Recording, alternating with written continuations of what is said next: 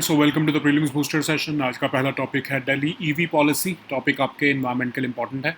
Delhi government ने अपनी EV policy 2.0 announce की है, जिसमें कि मैंडेट किया गया कि जितने भी 2 और 3 व्हीलर्स रजिस्टर्ड होंगे न्यू सिटी में, वो इलेक्ट्रिक होंगे अप्रैल 2028 से, ताकि कैपिटल की जो क्रॉनिक एयर पोल्यूशन प्रॉब्लम है उसे कॉम्बैट किया जा सके। अब दिल्ली जो है वो कंसिस्टेंटली रैंक करता है among the most polluted cities in the world, और ट्रांसपोर्ट सेक्टर एक मोस्ट सिग्निफिकेंट कंट्रीब्यूटर है एयर पोल्यूशन का। व्हीकुलर एमिशंस जो है वो परसिस्टेंट सोर्स ऑफ पोल्यूशन रहते हैं through out the year. Vehicular emissions लगभग 23% ऑफ दिल्ली का जो 22.5 PM2.5 पोल्यूशन है वो कंट्रीब्यूट करते हैं। टू व्हीलर्स जो है वो लगभग 67% है दिल्ली के व्हीकल स्टॉक, इसीलिए उनके ऊपर सबसे ज़्यादा फोकस रखना ज़रूरी है। मल्टीपल स्टडीज़ ने इंडिकेट किया है कि ट्रांसपोर्ट सेक्टर, खासकर टू व्हीलर्स, लार्जेस्ट कंट्रीब्यूटर है PM2.5, PM10 और बाकी के पोल्यूटेंट्स का। सेकेंडरी पर्टिकुलेट मैटर जो है वो भी जो है 27% ऑफ विंटर PM2.5 का वो इन्हीं व्हीकल से आता है। इलेक्ट्रिक व्हीकल्स जो बेसिकली इलेक्ट्रिक वो मोटर से पावर्ड होते हैं उन्हें हम कहते हैं, और जो प्योर ईवीज़ होते हैं, नॉट हाइब्रिड या स्ट्रॉन्ग हाइब्रिड्स, वो ज़्यादा सुपीरियर होते हैं इन्वायरमेंटल बेनिफिट्स में as compared to zero emission vehicles, because वो ज़ीरो एमिशन व्हीकल्स होते हैं। ठीक है। अब अगर हम देखें तो क्या पॉलिसी में कहा गया है कि कोई भी पेट्रोल मोटरसाइकिल या स्कूटर रजिस्टर्ड नहीं होगा दिल्ली में आफ्टर 31 मार्च 2028। रजिस्ट्रेशन जो न्यू CNG ऑटो रिक्शा की है वो भी एंड ऑफ 2026 से बंद हो जाएगी। फ्रॉम अप्रैल 2028 हर न्यू टू और 3 व्हीलर जो है दिल्ली में वो इलेक्ट्रिक ही बिकेगा। गवर्नमेंट ने क्लैरिफाई किया है existing non electric two wheelers को फोर्स नहीं किया जाएगा रोड से हटाने के लिए, सिर्फ न्यू रजिस्ट्रेशन नहीं होंगी। ऑब्जेक्टिव है कि दिल्ली को पॉल्यूशन फ्री बनाना है 2030 तक, और मिनिमम 30% इलेक्ट्रिफिकेशन हो दिल्ली के व्हीकल फ्लीट की बाय 2030। गवर्नमेंट इन्वेस्टमेंट 15,000 करोड़ की होगी, जो कि इंसेंटिव्स पर और चार्जिंग इंफ्रास्ट्रक्चर पर फोकस्ड रहेगी। अब इसमें रोड टैक्स वेवर देना, स्क्रैपेज बेनिफिट्स देना, कैश इंसेंटिव देना, ये सब एनविसाज्ड हैं। अब फाइनल पॉलिसी जो है उसका फोकस जो है वो प्योर ईवीज़ पर है, स्ट्रॉन्ग हाइब्रिड व्हीकल्स पर भी नहीं है। ठीक है। अब अगर हम देखें तो हर 2 out of every 3 vehicles Delhi में वो टू व्हीलर्स हैं। इलेक्ट्रिक टू व्हीलर्स जो है वो सिर्फ 7.5% एनुअल टू व्हीलर रजिस्ट्रेशन को कंट्रीब्यूट कर रहे हैं अभी, उसको बढ़ाने की कोशिश है गवर्नमेंट द्वारा। ये पॉलिसी जो है वो सिर्फ दिल्ली तक सीमित नहीं रहेगी, ये बाकी के स्टेट्स को भी इन्फ्लुएंस करेगी, खासकर जो NCR रीजन में है। नेक्स्ट हम टॉपिक देखते हैं, क्या Iran legally charge navigation fees. ये टॉपिक आपके इंटरनेशनल रिलेशंस के लिए इंपॉर्टेंट है। तो एक फ्रेमवर्क एग्रीमेंट जो US और ईरान के बीच में साइन हुआ है, उसके हिसाब से स्ट्रेट ऑफ हॉर्मुज़ को ओपन किया गया है ग्लोबल शिपिंग के लिए, और US ब्लॉकेड जो है ईरानियन शिप्स पर वो लिफ्ट हुआ है। अब जो टोल था वो तो ड्रॉप हो गया है, लेकिन वो ईरान जो है वो अभी भी एक नेविगेशन फ़ी लगाने को कह रहा है, जिसको वो इन्वायरमेंट प्रोटेक्शन चार्ज कहता है। क्या ईरान जो है ये राइट ऑफ ट्रांजिट पैसेज जो अंडर 1982 का जो है UN क्लॉज, उसको उसके जो UN क्लॉज का जो है उसको क्या ये जस्टिफाई कर रहा है? अब हम देखते हैं कि स्ट्रेट ऑफ हॉर्मुज़ जो है one of the most critical maritime choke points हैं, इसकी स्ट्रेटजिक वैल्यू बहुत इंपॉर्टेंट है। तो मैटर ये है कि UN क्लॉज में आर्टिकल 37 से 44 जो है वो गवर्न करते हैं कि स्ट्रेट्स जो कि इंटरनेशनल नेविगेशन के होते हैं। तो इसमें कहा जाता है कि सभी शिप्स या एयरक्राफ्ट को एक राइट ऑफ ट्रांजिट पैसेज मिलता है। फ्रीडम मतलब होती है उनको कॉन्टीन्यूस और स्विफ्ट नेविगेशन की। ट्रांजिट पैसेज जो है उसको रोका नहीं जा सकता, और कोई सस्पेंशन नहीं हो सकती ट्रांजिट पैसेज की। लॉजिक ये है कि जब एक large portion of global trade depend होता है एक नैरो कॉरिडोर पर, तो बॉर्डर स्टेट्स क्या उसे वेपनाइज कर सकती हैं? तो जो है ईरान जो है नेविगेशन और एनवायरमेंटल चार्जेस जो ले रहा है वो एक तरह से रेवेन्यू जनरेटिंग उनका जो है वो एंट्री पॉइंट बन चुके हैं। अब एक्सपर्ट्स का ये कहना है कि लॉ जो है वो इतना एयर टाइट नहीं है जितना दिखता है। ईरान के पास कई तरह की लीगल जो है वो ओपनिंग्स हैं, वो इसको यूज़ कर सकता है और ऐसे जो है वो नेविगेशन फ़ीस लगा सकता है। अब टेरिटोरियल वाटर्स हैं, ये हाई सीज़ नहीं है। जो स्ट्रेट है वो कंबाइंड टेरिटोरियल सीज़ में आता है ईरान और ओमान के, तो यहाँ पर full high seas of freedom of navigation यहाँ पर अप्लाई नहीं हो सकता। अब इनोसेंट पैसेज का भी जो है वो इसमें रीज़न है। आर्टिकल 19 जो है UN क्लॉज का कहता है कि इनोसेंट पैसेज जो है वो सब्जेक्ट होता है कोस्टल स्टेट का, अगर वो सेटिस्फाइड है कि पैसेज जो है वो उसकी पीस, गुड ऑर्डर या सिक्योरिटी के लिए ख़तरनाक नहीं है, तभी वो उसे अलाउ कर सकते हैं। अब ईरान जो है वो पॉइंट आउट करता है कि स्वेज और पनामा कनाल्स में भी तो ऐसे चार्जेस लगते हैं, लेकिन जो है ये कहा जाता है कि वो आर्टिफिशियली इंजीनियर्ड वाटरवेज हैं और वो मेंटेन किए जाते हैं सोवरेन टेरिटरी द्वारा, और वो स्पेसिफिक ट्रीटी रजीम से गवर्न है, और ये हॉर्मोज जो है वो तो एक यूएन क्लॉज से गवर्नड है। अब ईरान इसमें कहता है कि हमने तो कभी हमने सिर्फ साइन किया है, उसको कभी रेटिफाई नहीं किया ईरान यूएन क्लॉज को। ईरान डिक्लेयर करता है कि वो ट्रांजिट पैसेज रिजीम को कस्टमरी इंटरनेशनल लॉ नहीं समझता। अब ईरान ने 1993 में law of marine areas of the Islamic Republic of Iran in Persian Gulf and Oman Sea एक लॉ भी पास किया है जो कहता है कि वो पैसेज ऑफ फॉरेन शिप्स को रोक सकते हैं अगर वो कोई वॉरशिप हो या फिर कुछ हार्मफुल सब्सटेंसेस जो कि इन्वायरमेंट को हार्म कर सकते हैं उसको लेके जा रहा है। तो ठीक है, तो इसीलिए जो है इस कैटेगरी में वो कमर्शियल ऑयल टैंकर्स को जो है इन्वायरमेंटल फ़ी उनसे चार्ज करने के लिए जो है वो कह रहा है ईरान। ठीक है, अब इसका डिस्टिंक्टिव फीचर कन्फ्लिक्ट का ये है कि रैपिड ऑसिलेशन होती जा रही है बिटवीन मिलिट्री कन्फ्रंटेशन और इकोनॉमिक वॉरफेयर। ईरान ने डिमॉन्स्ट्रेट किया है कि वो ग्लोबल कॉस्ट लगाएगा और ऑर्डिनरी कॉमर्स को अनसर्टेन बना रहा है। जो स्मूथनेस ऑफ ट्रांजिट है वो हॉर्मोज पर ये भी इस पर भी डिपेंड करती है कि क्या इसराइल जो है वो मिलिट्री मूव हो रहा है कर रहा है लेबनान पर। तो इंडिया जैसी कंट्री के लिए ये लेसन है कि जो security of vital sea lanes की जो है वो सिर्फ ट्रीटी टैक्स पर ही डिपेंडेंट नहीं होती है, बल्कि जियोपॉलिटिकल विल जो स्टेट्स उनके बॉर्डर पर हैं उस पर भी डिपेंड होती है। नेक्स्ट हम टॉपिक देखते हैं, scheme for strengthening of medical device industry. Topic economically important है। तो डिपार्टमेंट ऑफ फार्मास्यूटिकल्स ने इन्वाइट की हैं एप्लीकेशन एलिजिबल एंटिटीज़ से scheme for strengthening of medical device industry ताकि डोमेस्टिक मैन्युफैक्चरिंग प्रमोट हो सके। ये एक कॉम्प्रिहेंसिव स्कीम है जो टारगेट करती है एरियाज़ जो कि मेडिकल डिवाइस इंडस्ट्री के लिए इंपॉर्टेंट है। तो ये कवर करती है मैन्युफैक्चरिंग की components, accessories, skill development, support for clinical studies, development of common infrastructure and industry promotion के लिए। अब सेंट्रल गवर्नमेंट इसमें क्या होगा कि फाइनेंशियल असिस्टेंस देगी मेडिकल डिवाइस क्लस्टर्स को ताकि वो कॉमन इंफ्रास्ट्रक्चर फैसिलिटीज़ बना सकें, जैसे R&D labs, design and testing centre, animal labs. अब ये स्कीम जो है इसमें मेडटेक सप्लाई चेन को स्ट्रेंथन करना इसका एक मोटिव है। इसमें वन टाइम कैपिटल सब्सिडी 10 से 20% दी जाएगी और फोकस रहेगा कैपेसिटी बिल्डिंग और स्किल डेवलपमेंट पर। ठीक है, तो डिज़ाइन की गई है ताकि एस्टैब्लिश कंपनीज और स्टार्टअप्स दोनों को क्लिनिकल स्टडीज़ कंडक्ट करने में असिस्टेंस मिल सके। नेक्स्ट हम टॉपिक देखते हैं, समग्र शिशु बाल स्वास्थ्य कार्यक्रम। ये टॉपिक गवर्नेंस के लिए इंपॉर्टेंट है। तो यूनियन हेल्थ मिनिस्ट्री जो है उन्होंने समग्र शिशु बाल स्वास्थ्य कार्यक्रम लॉन्च किया है। एक यूनिफाइड नेशनल प्रोग्राम है जो सीमलेस होम और कम्युनिटी बेस्ड केयर देगा हर चाइल्ड को from birth till 36 months of age. तो इसमें home based newborn care, home based care for young child programme एक सिंगल कॉम्प्रहेंसिव फ्रेमवर्क में जो है इंटीग्रेट होंगे। तो इसमें एक रिस्क स्ट्रेटिफाइड अप्रोच फॉलो की जाएगी जो इंटेंसिफाई करेगी फॉलोअप्स न्यूबॉर्न्स और चिल्ड्रन एट रिस्क के ऊपर। ठीक है, तो इसमें वेल बेबी सेशंस भी जो हैं हर विलेज लेवल पर होंगे और मेन स्ट्रीम की जाएगी nurturing care for early childhood development. इसमें टेलर्ड स्ट्रेटजीज होंगी ताकि home based care urban areas में भी जो है वो स्ट्रेंथन हो सके। नेक्स्ट हम टॉपिक देखते हैं, पीएम फैमिली केयर ट्रैकर। ये टॉपिक भी गवर्नेंस के लिए इंपॉर्टेंट है। यूनियन होम मिनिस्टर ने PM family care tracker pilot project Gujarat में लॉन्च किया है ताकि स्ट्रेंथन हो सके मैटरनल और child health, nutrition and family welfare. ये डिजिटल प्लेटफॉर्म इंश्योर करेगा कि प्रेग्नेंट वुमेन, मदर, चिल्ड्रन सब जो है वो एलिजिबल गवर्नमेंट बेनिफिट्स रिसीव कर सकें कॉन्टिन्यूस मॉनिटरिंग और टाइमली इंटरवेंशन के थ्रू। अब ये एंड टू एंड मॉनिटरिंग देगा ई हेल्थ माइलस्टोन्स को। ये प्लेटफॉर्म फीचर करेगा डिजिटल हेल्थ पासपोर्ट्स इंडिविजुअल्स और फैमिलीज़ के लिए। ये जो है इनेबल करेगा टाइमली इंटरवेंशंस, रिड्यूस करेगा मैटरनल और infant mortality. Family centric digital platform होगा, इंप्रूव करेगा convergence across multiple government departments by integrating data from birth and death registration systems.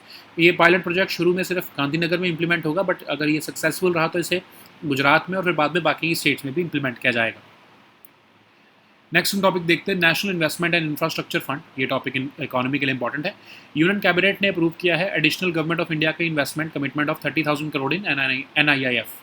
ये NIIF है क्या? एक फंड है जो गवर्नमेंट ऑफ इंडिया ने क्रिएट किया है इंफ्रास्ट्रक्चर फाइनेंसिंग के लिए।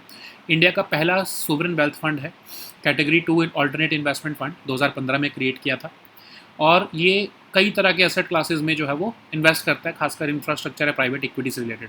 अब ये green field, brown field, stall project सब में इन्वेस्ट करता है। 49% ये गवर्नमेंट ऑफ इंडिया द्वारा ओन्ड है और इसमें लगभग $5 बिलियन के एसेट्स हैं। ठीक है, अब सबसे इंपॉर्टेंट बात यह है कि चाहे इसकी जितनी मर्जी 49% तक गवर्नमेंट ओनरशिप है, लेकिन ये इंडिपेंडेंट है इन्वेस्टमेंट डिसीजंस में, प्रोफेशनली रन और मैनेज होता है ये। इसमें इन्वेस्टमेंट्स जो हैं वो ग्लोबल सोवरेन वेल्थ फंड्स भी कर रहे हैं। अब इसमें एक मास्टर फंड है जो इंफ्रा रिलेटेड प्रोजेक्ट्स में इन्वेस्ट करता है। प्राइवेट मार्केट्स फंड है जो कि उन फंड्स को में इन्वेस्ट करता है जो कि थर्ड पार्टी मैनेजर्स मैनेज कर रहे हैं। फिर एक स्ट्रेटजिक अपॉर्चुनिटीज़ फंड है जो इन्वेस्ट करता है, डेवलप करता है लार्ज स्केल बिजनेसेस और ग्रीन फील्ड प्रोजेक्ट्स जो स्ट्रेटजिक इंपॉर्टेंस के हैं कंट्री को। एक इंडिया जापान फंड भी इसमें बनाया गया है जो इन्वायरमेंट प्रिजर्वेशन पर फोकस्ड है, जिसमें 51% इन्वेस्टमेंट जो है वो जापानीज गवर्नमेंट की है। ठीक है, नेक्स्ट हम टॉपिक देखते हैं यूनिफाइड हेल्थ इंटरफेस। ये टॉपिक भी गवर्नेंस के लिए इंपॉर्टेंट है। तो यूनियन हेल्थ मिनिस्टर जो है उन्होंने unified health interface recently launch किया है, एक interoperable digital network Ayushman Bharat digital mission के अंडर, ताकि इन्फॉर्मेशन एसिमेट्री जो है वो सॉल्व हो सके। अब इसको अगर हम सिंपल भाषा में समझें तो जैसे आपका यूपीआई है कि आप किसी भी चाहे किसी भी आप जो आपका जिसको आपने पैसे भेजने वो कोई भी और ऐप यूज़ कर रहा हो, आप एक ऐप के थ्रू उसे पैसे भेज सकते हो, या आप मल्टीपल बैंक अकाउंट्स एक ही ऐप के थ्रू चला सकते हो। इसमें भी आप ये समझो एग्जांपल से कि समझ लो आपको एक क्लिनिक पे जाना है, मेंटल हेल्थ या डर्मेटोलॉजिस्ट की आपको ज़रूरत है। अभी आपको हर अलग अलग जो है हॉस्पिटल्स की ऐप या क्लिनिक्स की ऐप को देखना पड़ता है कि वहाँ पर कौन कौन सी सर्विसेज ऑफर्ड हैं, कितना प्राइस है उसका, कौन कौन से डॉक्टर कब अवेलेबल है। आप इस UHI की ऐप पर जाओगे और आप सिर्फ सर्च करोगे डर्मेटोलॉजिस्ट नियर मी, आपको सारे जो डर्मेटोलॉजिस्ट हैं क्या क्या सर्विसेज ऑफर करते हैं, क्या प्राइस लेते हैं, वो सब आपको एक ही ऐप पर मिल जाएंगे। सब जो है वो जो क्लिनिक्स हैं या हॉस्पिटल्स हैं वो आप इस पर रजिस्टर्ड होंगे और आपको इजीली आप उसको जो है वो कंपैरिजन करके आप डिसीजन ले सकते हो। ठीक है, तो ये एक तरह से आयुष्मान भारत हेल्थ अकाउंट का डेटा यूज़ करेगा पेशेंट आइडेंटिफायर की तरह, और हेल्थ केयर प्रोफेशनल रजिस्ट्री और हेल्थ केयर फैसिलिटी रजिस्ट्री जो है वो इसमें अपनी वेरिफिकेशन के बाद जो है वो अपने आप को रजिस्टर कर सकेंगे। पेशेंट्स जो है फिर वो कोई भी UHI इनेबल्ड प्लेटफॉर्म का यूज़ करते हुए, कोई भी ऐसी ऐप का यूज़ करते हुए अपनी डिपेंडेंसी हटा लोगे आप शेयर्ड प्लेटफॉर्म पर जाकर। ठीक है, तो सिर्फ वेरीफाइड डॉक्टर्स और फैसिलिटीज़ जो ABDM रजिस्ट्रीज में अवेलेबल हैं वही इसमें पार्टिसिपेट कर सकेंगे। Okay, so now let us see all these topics in English. So the first topic is Delhi EV policy. This topic is important for environment section. Delhi government has introduced EV policy 2.0, mandating that all new T2 and 3 wheelers will be registered in the city. Will be electric from April 2028. So Delhi consistently ranks among the most polluted cities in the world, with the transport sector being one of the most significant contributors to its air pollution. Therefore, vehicular emissions, we have seen that they remain a persistent source of pollution throughout the year. So vehicular emissions contribute around 23% of Delhi's PM 2.5 pollution during winter. Two-wheelers constitute nearly 67% of Delhi's vehicle stock. Multiple studies have consistently identified transport, particularly two-wheelers, as the largest contributor to PM 2.5, PM 10, and other pollutants. Similarly, secondary particulate matter from that is vehicular pollution of nitrogen oxide accounts for about 27% of PM 2.5 in Delhi. Electric vehicles therefore are being focused because they are zero emission vehicles. Okay, so what is this policy? So no petrol motorcycles or scooters will be registered after March 31st 2028 in Delhi. Registration of new CNG auto rickshaws will be stopped after the end of 2026. And from April 2028, every new 2 and 3 wheeler sold in Delhi must be an electric one. Government has also clarified that existing non-electric 2 wheelers will not be forced off the roads. Only new registrations will be restricted.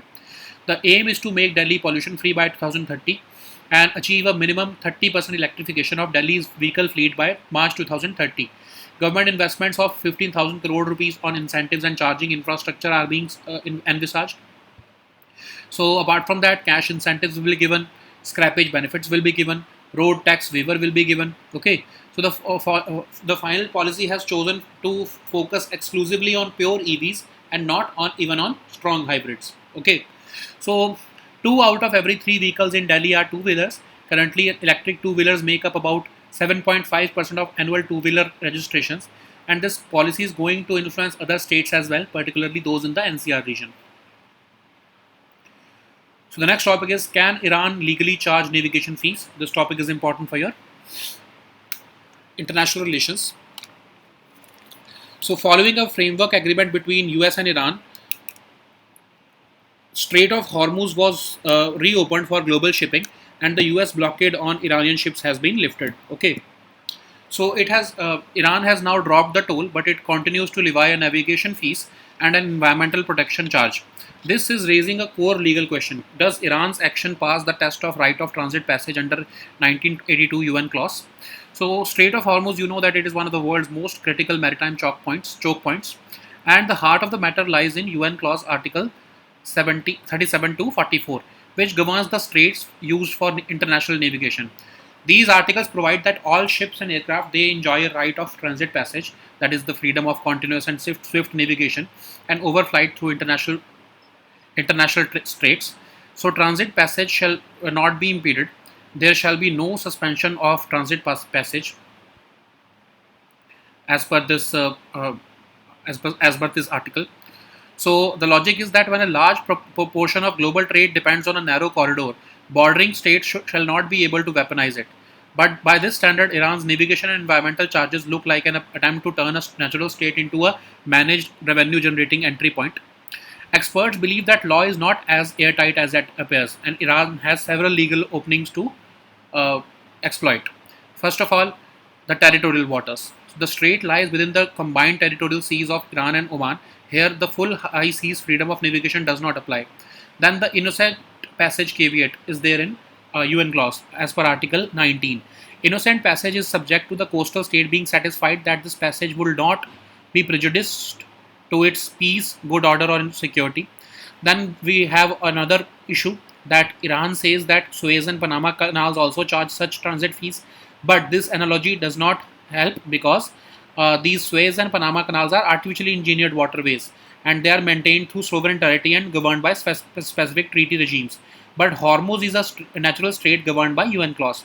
So Iran says that it has not ratified UN clause until now, and Iran has declared that it does not regard the transit passage regime as a customary international law. In 1993, Iran also passed a law which lets it suspend the passage of foreign ships if they are carrying any harmful substances for environment. So, and the commercial oil tankers they carry environment. They carry things that may harm the environment. Therefore, they are charging an environmental fee. Okay, and what we learn from this is that the distinctive feature of the conflict has seen that it has rapid oscillation between military confrontation and economic warfare. Iran has demonstrated that it can impose global costs by making ordinary commerce uncertain. The smoothness of transit through Hormuz depends on Israel's military moves in Lebanon also. For India, the lesson is that the security of vital sea lanes rests not only on treaty text but on the geopolitical will of the states which border them. So the next topic is schemes for strengthening of medical device industry. This topic is important for economy section. Recently, Department of Pharmaceuticals has invited applications from eligible entities for the under the scheme for strengthening of medical device industry to promote domestic manufacturing. So this scheme is a comprehensive scheme to target critical areas of medical device industry. It covers manufacturing of key components and accessories, skill development, support for clinical studies, development of common infrastructure and industry promotion. So central government will provide financial assistance to medical device clusters for creating common infrastructure facilities. Okay, and the scheme is designed to deepen the medtech supply chain in the country.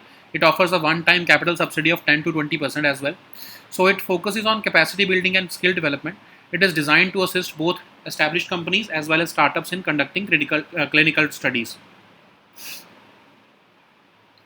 So the next topic is Samagra Shishu Bal Swasthya Karyakram. This topic is important for our governance section. So Union Minister for Health and Family Welfare has launched this Samagra Shishu Bal Swasthya Karyakram, which is a unified national program to provide seamless continuum of home and community-based care for every child from birth to 36 months of age. So it introduces a risk stratified approach to provide intensified follow-up for newborns and children who are identified at risk.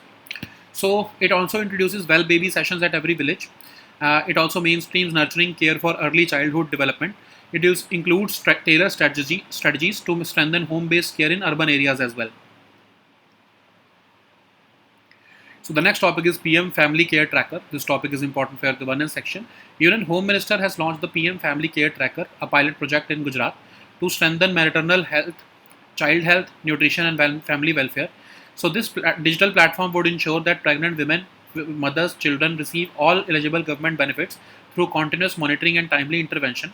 It provides end-to-end monitoring of key health milestones. It also features digital health passports for individuals and families.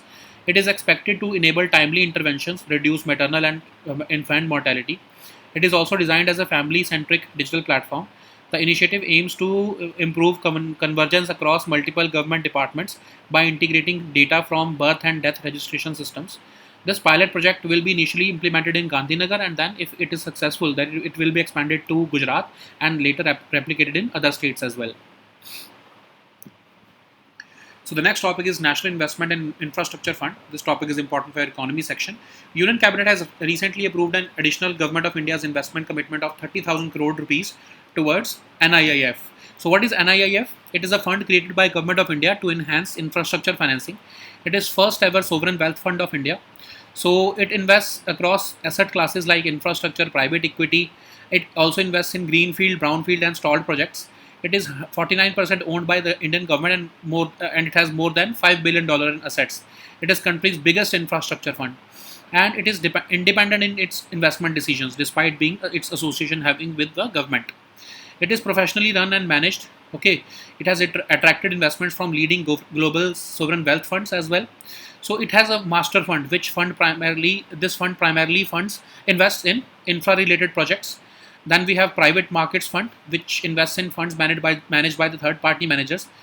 Then we have the strategic opportunities fund, which invests in the large-scale businesses or greenfield projects which are of strategic importance to the country. Then we have a India-Japan fund also, which is focused on environment preservation. It is 51% owned by the Japanese Bank for International Cooperation. So the next topic is Unified Health Interface. This topic is important for our governance section. Union Minister for Health and Family Welfare has launched the Unified Health Interface. So it's an interoperable digital network under Ayushman Bharat Digital Mission to solve the problem of information asymmetry. So when a citizen uses UHI enabled app to search for health service, the request is routed through the gateway to registered service providers. The entire journey is facilitated through a common language. The network uses the Aadhaar as the patient identifier, HPR, HFR for provider verification, and health information exchange for consent-based data sharing. So patients and providers can use any UHI-enabled platform to seek and offer care. So under this, every verified healthcare provider has an equal opportunity to be found on the network. Only verified doctors and facilities credentialed through ABDM registries will be permitted to participate, and it is built on open specifications accessible to all. Okay.